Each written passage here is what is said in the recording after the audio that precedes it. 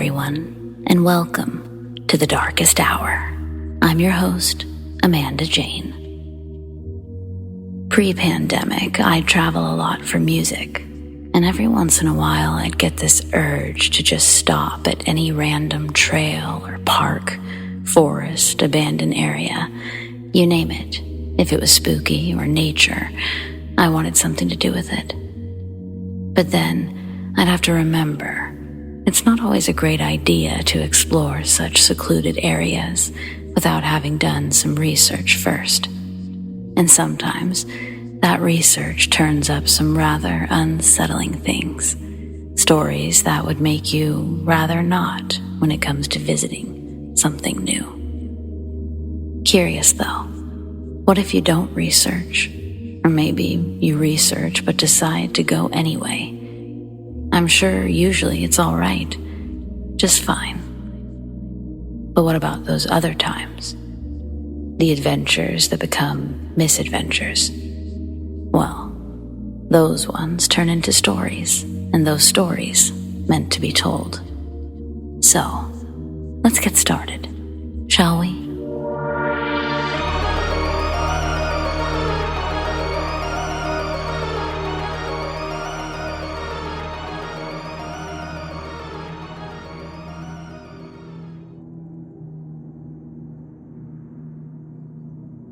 I'm a 23-year-old woman from Canada. I won't give away exactly where I live, of course, but I'll try and describe the kind of area I live in. To start off, I'm self-employed and have to travel often to make a living. I've seen plenty of odd things, but this one still puts me on edge. When I was 21, I was traveling with my mom back home for an event called a powwow, where I sell crafted items that I make. If you're Aboriginal like me, then you know what I'm talking about. If not, then I highly recommend you look into them.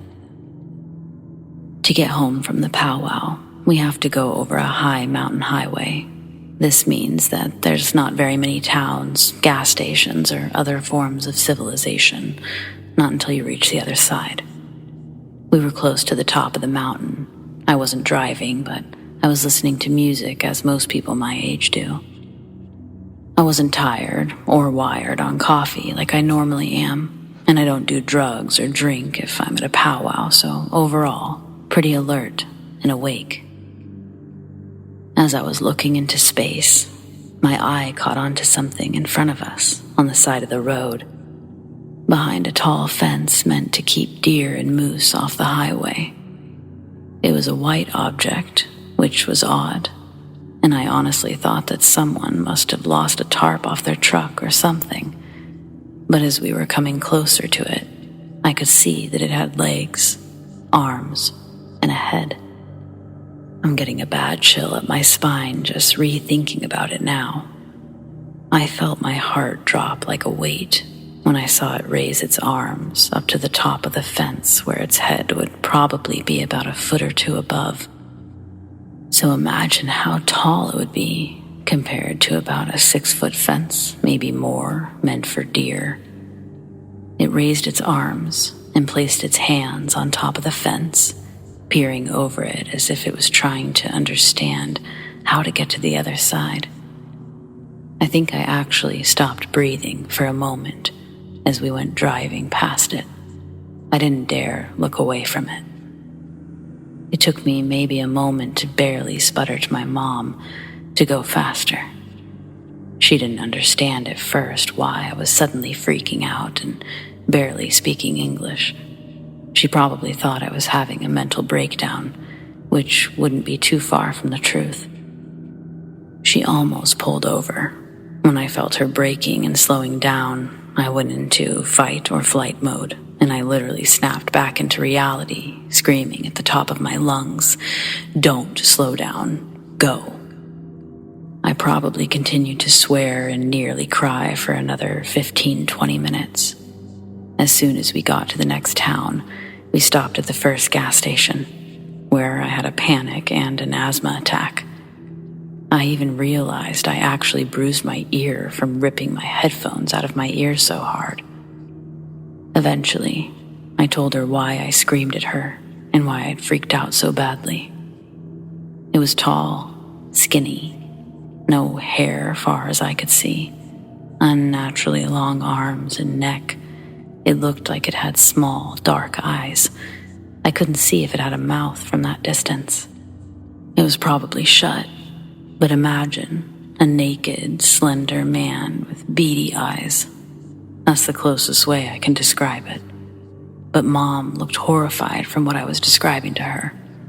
I'm not the kind of person to joke around with most things like that. I don't mess around with paranormal things, as I've witnessed some stuff that would horrify most people. We ended up stopping at a friend's house to stay the night, because we just couldn't drive the extra hour home after that. I didn't even sleep. I was too scared to, and I was worried that something would find me. All night, all I could do was think about a way to explain this to myself, like I was dreaming, or it was a tarp after all, or maybe I was just straight up going insane.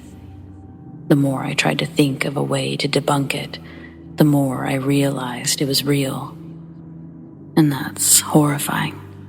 To think that something like that exists outside of video games and scary movies.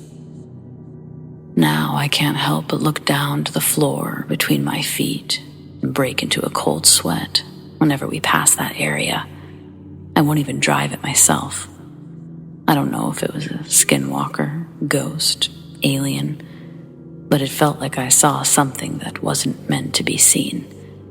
I still have the occasional nightmare from it, and I hate talking about it with my elders, friends, or family, because to be honest, I think I have a bit of PTSD from this encounter.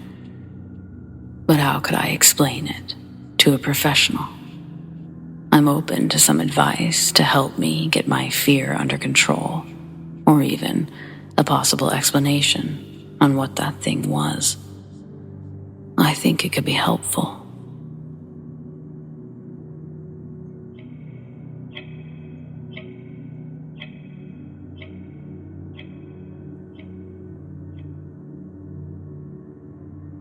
My name's Alex.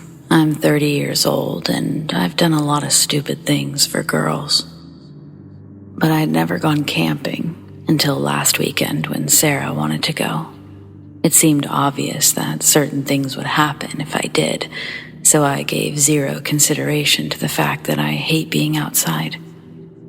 At least it wasn't real camping.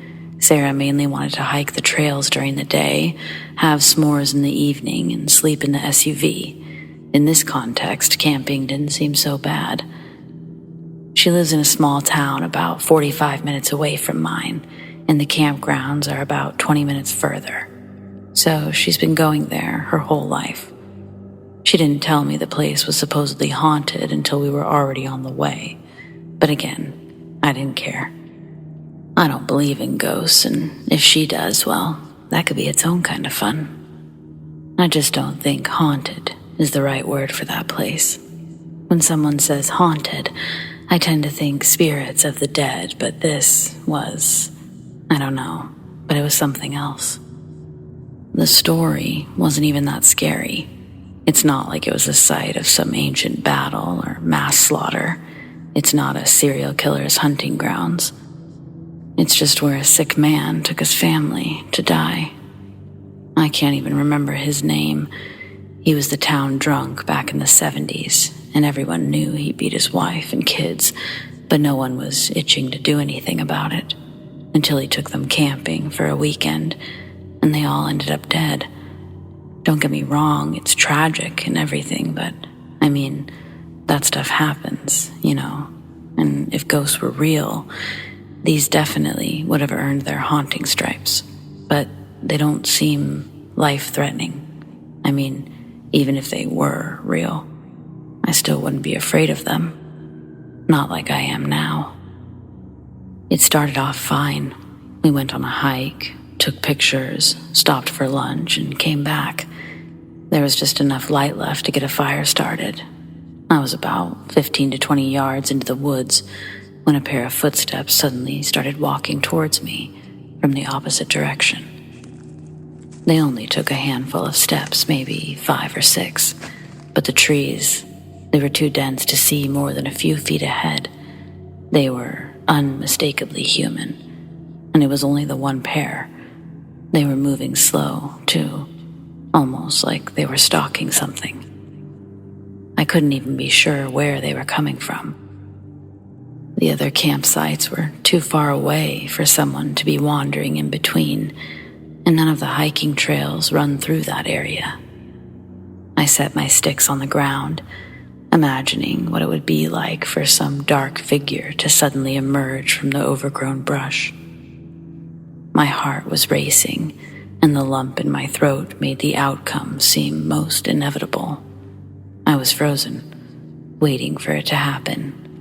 But then, the footsteps stopped dead in their tracks, and I called out a tentative, "Hello? Hello? Hello? Hello? Hello? Hello?" The resulting silence stretched into eternity as I waited for a response that never came.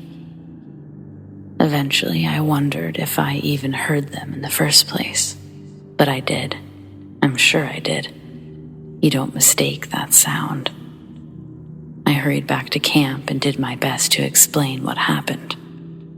But Sarah thought I was trying to scare her. It was full dark by then, and we needed flashlights to get the fire started. But I just wanted to get the hell out of there. Any good feelings I'd accumulated towards camping were quickly drowned out by the certainty of a crazed maniac watching us. We had s'mores, but I was jumpy the whole time, and Sarah was beginning to get annoyed until the footsteps. They suddenly returned, just a few feet outside of camp. She didn't think I was being so silly then. It was too dark to see beyond our small perimeter, but the flashlight didn't reveal anything either. I just feel like I need to better describe these footsteps. They were so heavy, almost unnatural.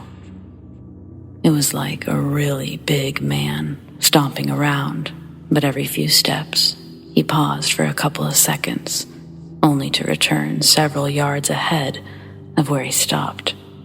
Like he had the biggest stride in the world, or I don't know. I guess that's why I'm here. I wouldn't be writing this if I was sure of all that happened. When the flashlight didn't reveal any creepers lurking in the bushes, Sarah got excited and said it must be ghosts. Suddenly, her belief in the supernatural wasn't so cute anymore. It's hard to focus on that sort of thing when it feels like you're being hunted. After 20 minutes, the steps paused and never started back. Either a ghost had indeed vanished, or a serial killer was crouched in the bushes just inside the tree line, waiting. It was stupid not to leave. If we were sleeping in a tent instead of a locked vehicle, I don't think anything could have made me stay. But Sarah had her heart set on it, and as promised, I do stupid shit for girls. By midnight, we were settled into the back of her SUV, and there had been no more disturbances. I'd almost forgotten about the footsteps entirely, but once she fell asleep, they were all I could think about. Then, I heard a muffled cry for help in the distance. I couldn't make out exactly what she said, but the general tone was desperate and terrified. Some things are easily conveyed without words. It made my blood run cold, and Sarah was still fast asleep. She didn't stir in the slightest. I debated getting the keys and taking off, but I was frozen in place by the sound of footsteps making their way towards the SUV. They were moving even slower than before, as if trying to be stealthy, but they were just so heavy. I kept telling myself they were going to stop, but this time they didn't. Soon, they were right next to the vehicle, and I kept my eyes on the window, just waiting to see if the shape of a head would appear, while gently shaking Sarah. I needed to wake her without making a sound, and I didn't want to do anything that might cause panic. There was no question of a ghost. This was real. It was happening. Someone had been watching us throughout the day, maybe even while we were hiking, and they were biding their time for this moment. I was positive, and I'd had far too much time to contemplate how moronic our deaths would be. Time slowed to a stop, and Sarah wasn't waking. The woman would have probably slept through her own murder. I feel like it's okay to make that joke since we made it out alive, but it's also not really a joke, so I don't know. That's beside the point. What little movements I had made came to a complete stop when the sound of metal on metal made my heart stop altogether. It sounded as if someone were walking along the SUV, dragging a knife down the side. Even that didn't wake Sarah. It took every ounce of self-control to hold in my scream, but I knew that doing so would only speed up the inevitable. Each second stretched into eternity as the sound made its way towards the passenger window, and I finally saw the shadow I desperately feared. It was even worse than imagined. It didn't even look human. Whatever it was, its head was taller than the window. I saw its wide, hunched shoulders, and the screeching sound of metal was interrupted when its hand transitioned to glass. And I saw it wasn't a knife. It was a long, stick-thin finger, ending in what I could only assume to be a razor-sharp claw.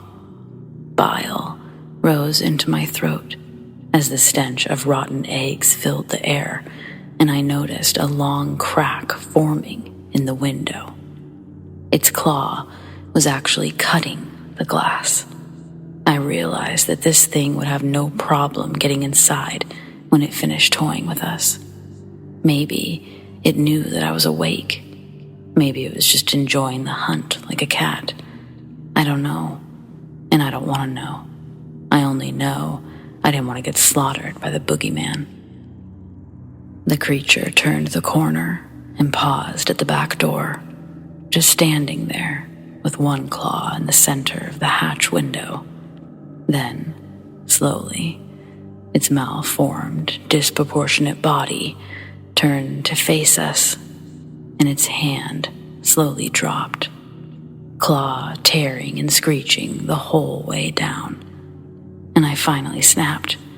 I leapt out of the sleeping bag, threw myself into the driver's seat, and thankfully, the keys were already in the ignition. The moment it cranked, something collided with the back, and Sarah finally woke up. I'm thankful I didn't see anything above the shoulders, and that I never looked in the rear view. But the second I hit the brights and punched the gas, Sarah screamed in a way that made my blood run colder than it had the whole time we were out there. She doesn't want to talk about it, and I feel bad because we both probably need to, but at the same time, I'm terrified of finding out.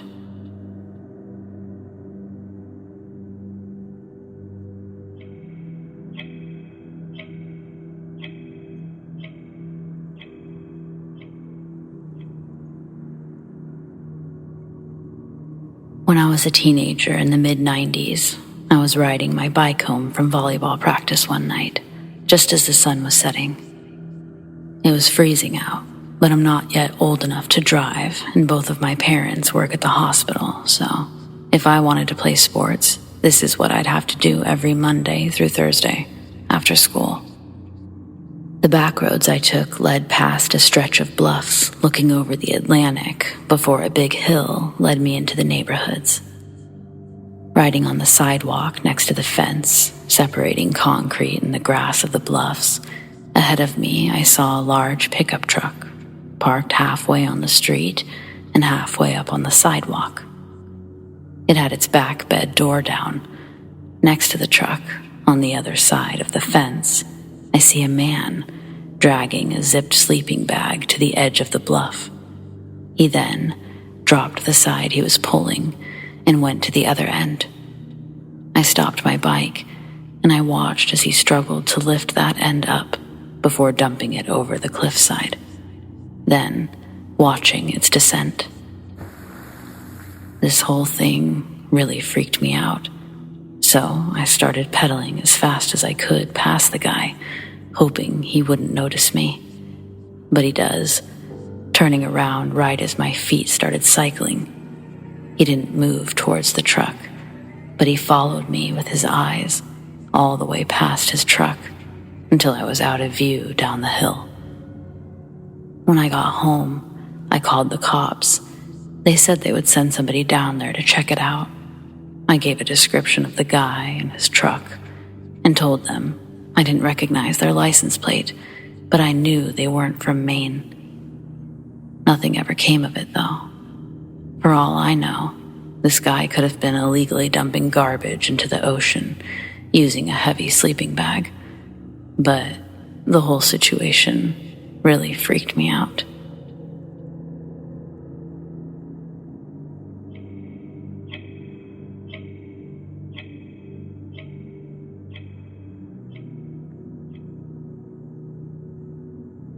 I was homeless in Long Beach, California in 1980 at 16 years old because my mom was in federal prison and my dad lived in Texas. I was staying in cars and garages, and one day I was hitchhiking from downtown to Belmont Shores, and I was given a ride by a dude who was kind of strange, but I wasn't worried. I was already a hard drug user, and I'd been arrested for 25 pounds of marijuana in Huntington Beach, but that's another story. So I was picked up by this dude, and we drove down Ocean Boulevard, and he says to me, I have to make a short detour and pick up some volumes. I said okay. We turned onto Colorado Street and drove a few blocks up that street. He parked in front of a small apartment complex building, and he said, I'll be right back. I was waiting in the car, and he came from the apartment to the car. He said his cousin had locked the volumes in the safe, and that he'd paged him and was waiting for him to call with the combo. He asked if I wanted to come up and smoke a joint. I was like, okay, because I was a pothead. I followed him upstairs and entered the apartment. I sat down on the couch and immediately scanned the room for weapons because he was kind of strange. Long Beach is full of kind of strange people. I saw a pair of scissors and some other stuff scattered around the apartment. It was fairly clean and well kept. As I'm looking around, he reaches under the couch for what I thought was a weed tray. He says, Hey, you ever seen one of these? And as I look at what's in his hand, it's a pair of flex cuffs, and he says, Try 'em on, and attacks me. He grabs my wrists and pulls out a can of mace, spraying me in the face. He's able to get a zip tie around my wrists, but I pulled one hand out as he tightened it. I jumped up, and as we were fighting, I got to the scissors. I grabbed the scissors, and he got me in a bear hug from behind. I stabbed him in the face as he was trying to pin my arms. I'm fighting for my life, and I stabbed as hard as I could. His grip moved and pinned my arms, and he began choking me from behind. I was not able to breathe. I thought I was going to die. So I went limp, and I acted like I was done. He dropped me to the floor and dragged me to the bathroom by my arm. He opened the bathroom door and turned on the sink water and said, Wash your face. And he left me standing there. I immediately jumped into the rim of the bathtub, and he stuck his arm in the door, holding a towel. I was going to jump out of the second-story window. When I saw his arm sticking through the door, I body blocked the door, and he fell back. I jumped over him, and I ran out the front door. I got to the front door, and to my horror, I saw that it was a key lock on the inside. I grabbed the doorknob and I turned it, and it opened. I ran outside and began beating on every upstairs door of the apartment complex. It was like 12 units, so I ran and I yelled, Police, police, call the police.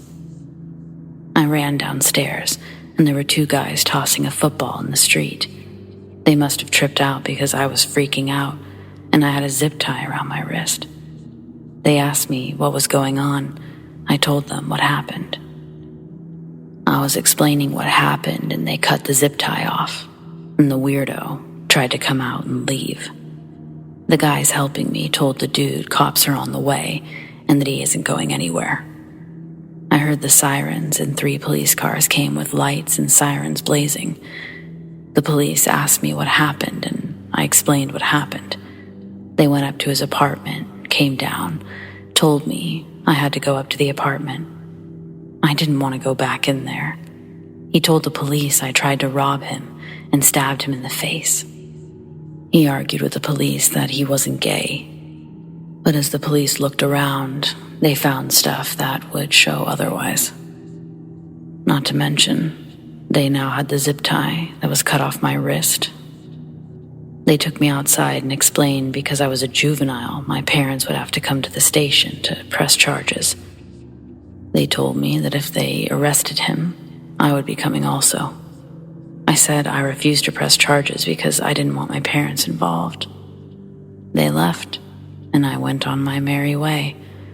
My mom got out of the feds, and I moved to Texas for 5 years.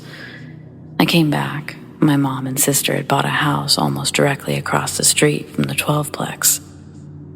My sister said she wanted to introduce me to her new husband, and I almost had a heart attack. It was the dude tossing the football that day, and he said, "Where do I know you from?" I was like, "You remember the kid with the zip tie on his wrist?" He was like, "No fucking way."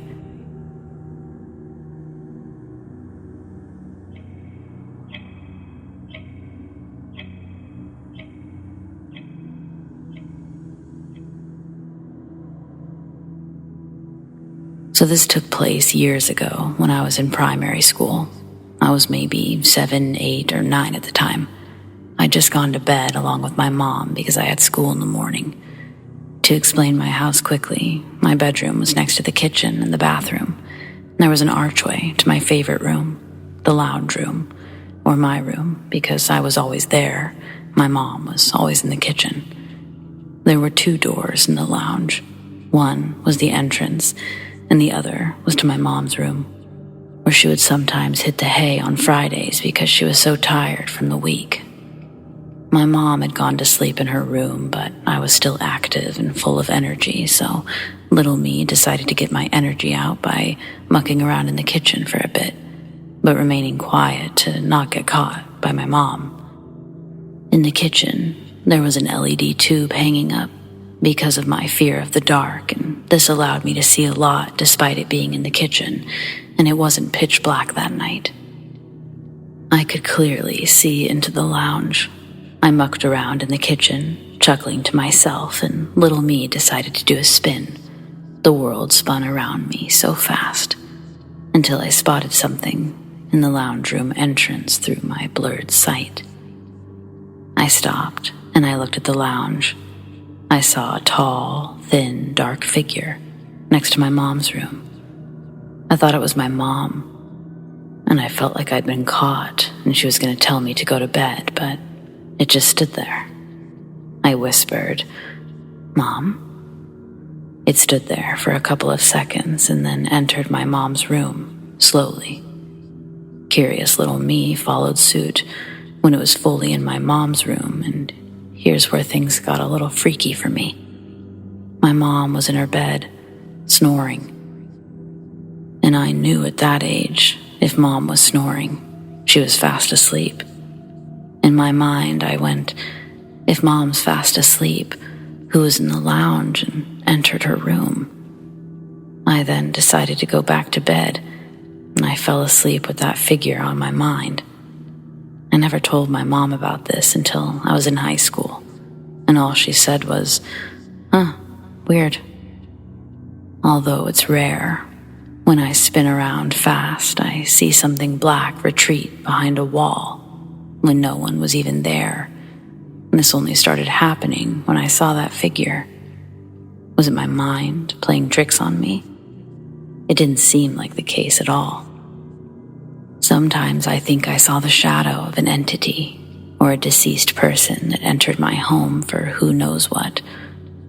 Or it could have been something else, like the devil, as 12-year-old me thought. It remains a mystery, but I'll never forget that long, thin, eyeless figure who lurked into my mom's room, even though it was spotted by a child.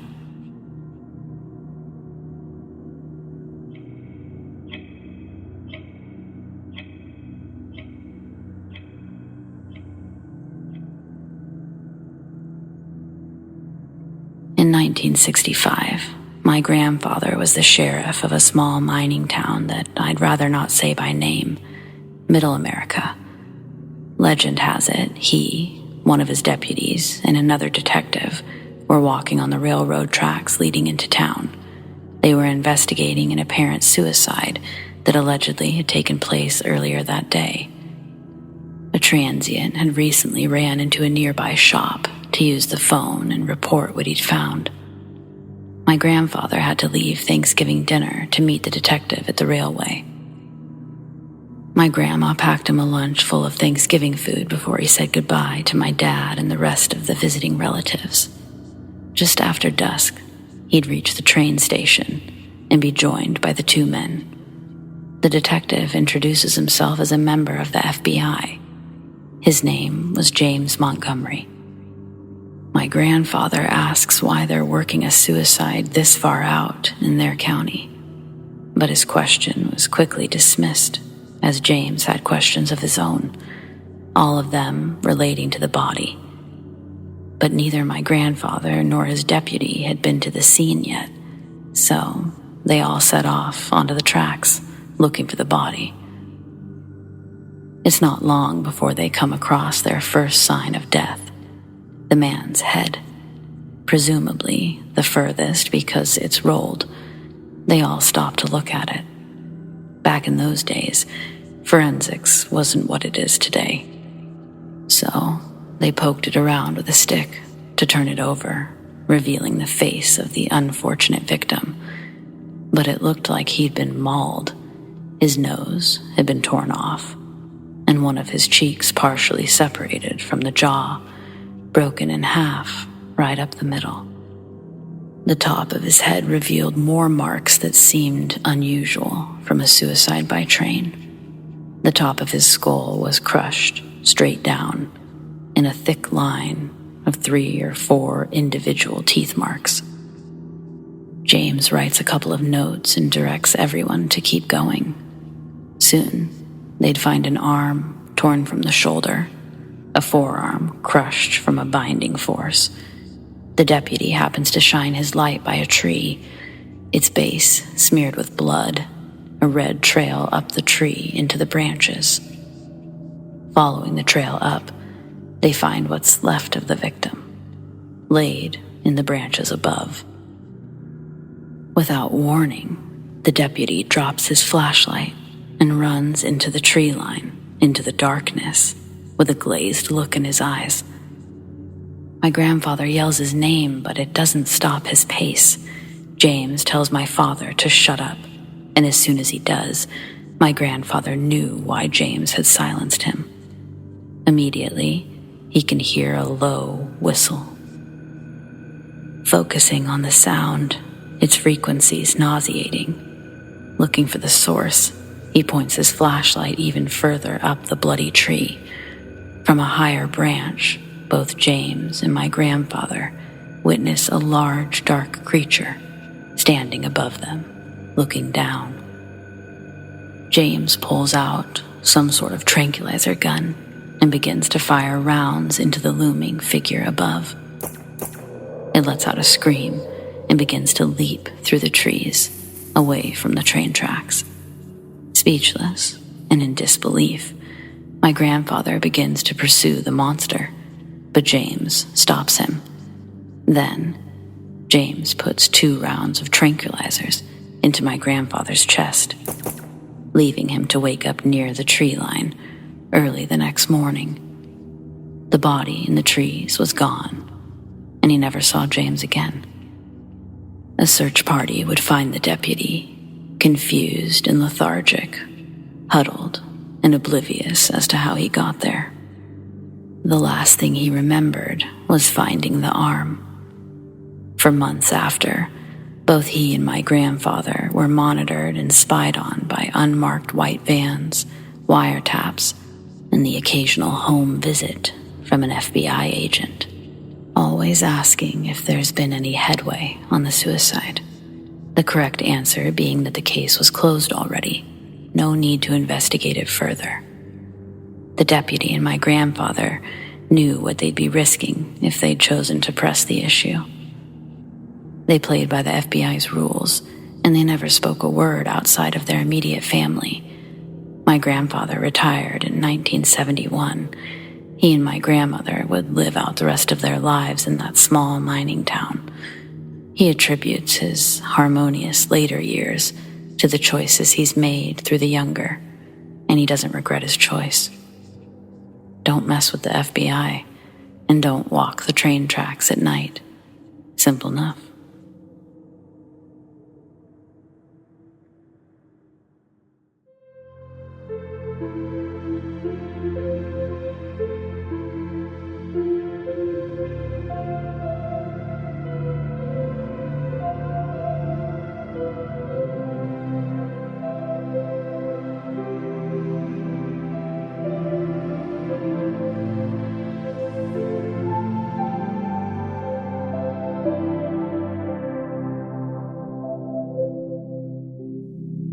Well, friends, it appears we've reached the end of tonight's episode, but don't miss a brand new one every Friday night. And don't forget to like this video, subscribe to The Darkest Hour, and tap the bell so you never miss a thing, like my other weekly uploads every Sunday and Wednesday.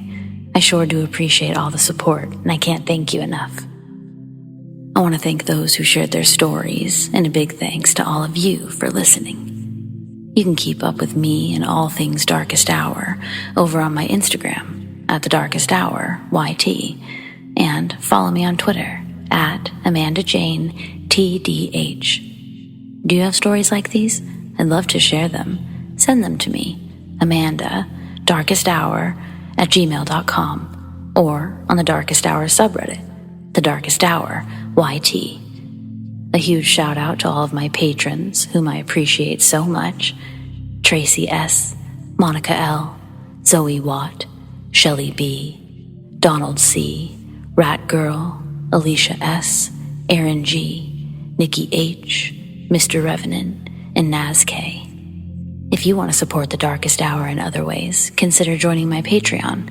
Check out patreon.com/thedarkesthour, or click the link in the description to learn more. And stay spooky.